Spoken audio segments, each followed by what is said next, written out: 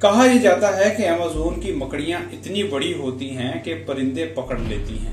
اس کے علاوہ ان جنگلات میں سب سے بڑی تتلیاں اور اس کے علاوہ دنیا کے تمام پرندوں کی آدھی قسم پائی جاتی ہے۔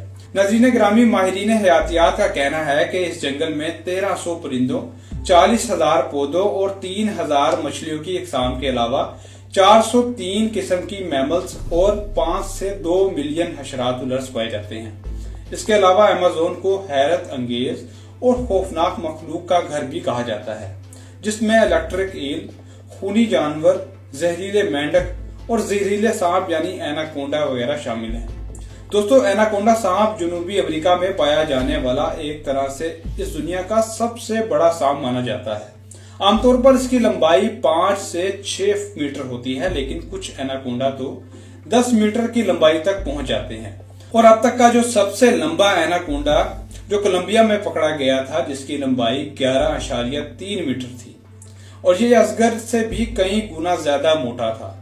دوستو، اس کے علاوہ انسان کو نگلنے والے ایناکونڈا کی کہانیوں پر یقین کرنا تو مشکل ہے، لیکن سانپوں کا جائزہ لینے والے ماہرین کا ماننا ہے کہ بڑے سائز کے ایناکونڈا کم از کم ایک بچے کو نگل سکتے ہیں، لیکن ان کی تعداد آٹے میں نمک کے برابر ہے۔ اس لیے جب امریکہ کے ایک سابق صدر نے اعلان کیا تھا کہ جو کوئی انہیں 10 میٹر کا لمبا ایناکونڈا لا کر دے گا تو اسے $5,000 انعام دیں گے، لیکن کسی نے 10 میٹر لمبا سانپ پیش ہی نہیں کیا۔ ایسا اس لیے ہوا کیونکہ اتنی لمبائی کے ایناکونڈا بہت کم پائے جاتے ہیں۔